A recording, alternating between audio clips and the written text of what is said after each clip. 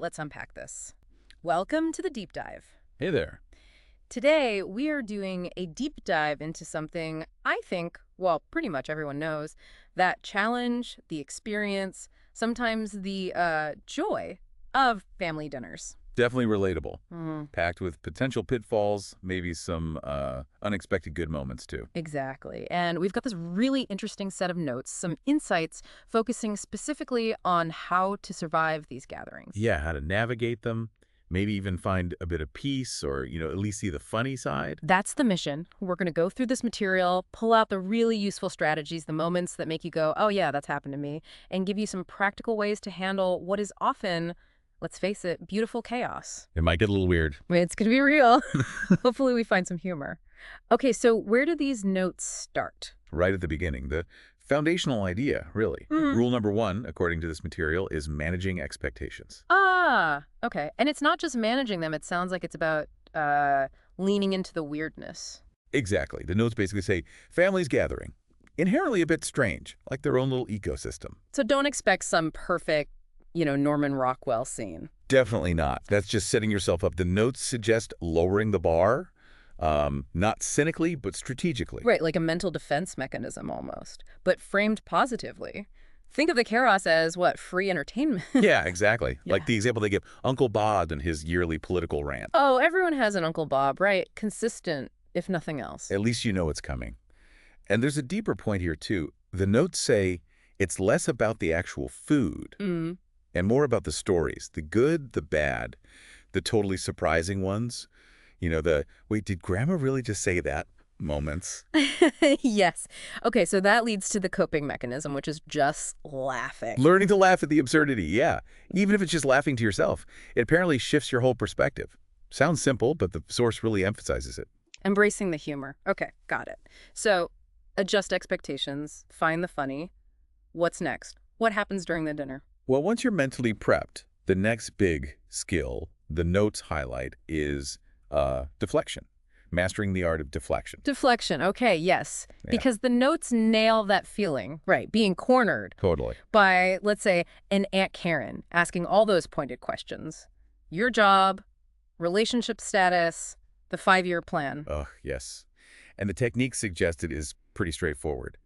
Redirect. Yeah. Don't answer directly if it feels intrusive. Like verbal judo. The examples are great, like suddenly commenting on the decor. Exactly. Wow, Mom, this new wallpaper is amazing. Where did you find it? Boom. Subject changed. Or complimenting someone else. Cousin Lisa, your hair looks fantastic. Creates a little distraction. Shifts the spotlight right off you. The notes call it having a sort of Swiss Army knife of generic compliments or random questions ready. A Swiss Army knife for awkwardness. I like that.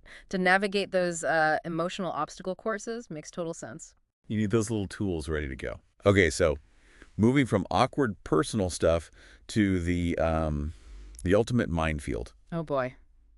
Here we go. Politics. Yep. Someone always brings it up. The notes are pretty clear on this one. They basically say, unless you actively enjoy debating policy over, mashed potatoes, probably best to stay out of it. So what do? Just stare intently at your plate. That's one tactic.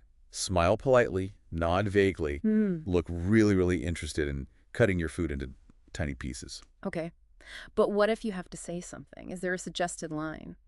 There is actually a light response offered. Something like, well, isn't it great we live in a country where we can disagree and still sit around the same table? Oh, that's good. Neutral, diplomatic. But, and this is key, according to the notes, you follow that immediately with a hard subject change. Right. Pivot instantly. Like, how about this weather? Or are those rolls homemade? Or is dessert coming soon? Anything else? And the notes really double down on the power of silence here. Sometimes saying nothing is the best move. Just take another bite of pie. Let the pie be your shield. Okay, so we've handled the big conflicts. What about those quieter moments? The awkward silences? Ah, the lull. Yeah.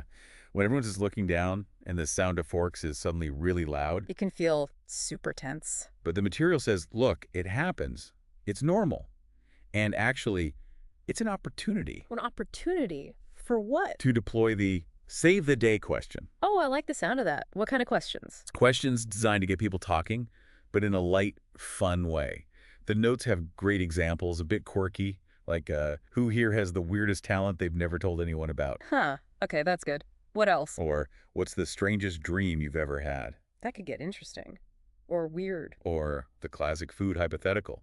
If you could only eat one food for the rest of your life, what would it be? Always sparks debate. And the point is, it shifts the focus. Away from the awkwardness, maybe away from you if you were just put on the spot. Exactly. Gets people laughing, talking, breaks the tension. It's inclusive and lighthearted. Smart. Okay, so we've got strategies for managing expectations, deflecting, handling politics, breaking silences. What about just being tired? These things can be draining. No, completely. And the notes totally acknowledge that. They really stress the importance of knowing your limits and having an exit strategy. It's okay to tap out. Absolutely. Yeah. Okay. The source material is clear. Recognize when you've hit your wall. Preserve your energy. And it gives examples, right? Like planning with someone else. Yeah, maybe you and a sibling agree beforehand. Okay, we leave after dessert. A prearranged signal. We're using a classic excuse. The polite fallback. Needing to check on the dog or make an urgent call. The notes mention those. The main message seems to be about self-care. It's not rude to leave if you need to. Exactly. No shame in it. Even if it means missing, Grandpa telling that fishing story for the 6th time. Knowing when it's time to go recharge is a skill in itself, according to these notes. Definitely. So if we pull it all together, the key things from these notes are managing those expectations first. Embrace the weird. Right. Then having those in-the-moment skills. Deflection for awkward questions, careful navigation, or just silence for politics. Using those save-the-day questions when the conversation dies down. And finally, knowing your own limits and having that exit strategy ready. Self-awareness. It's kind of a toolkit, really, for navigating what the notes call the messy, unpredictable, chaotic, but also unique world of family dinners. Yeah, the source reminds us that even with all the challenges, these gatherings are, well, they're part of what makes families family. They're fundamentally unique. Which does lead to an interesting final thought, something to maybe mull over all this material we've discussed. Okay. Considering all these tactics for surviving the chaos, the deflections, the careful silences, managing expectations, how might the very difficulty of these gatherings, the friction, the need for these strategies, Yeah. how might that actually in some weird way serve to strengthen family bonds? Or maybe reveal connections in a way that smoother, easier interactions wouldn't? Huh. Does the struggle itself forge something? That's definitely something to think about next time you're reaching for that second piece of pie. Exactly. Food for thought.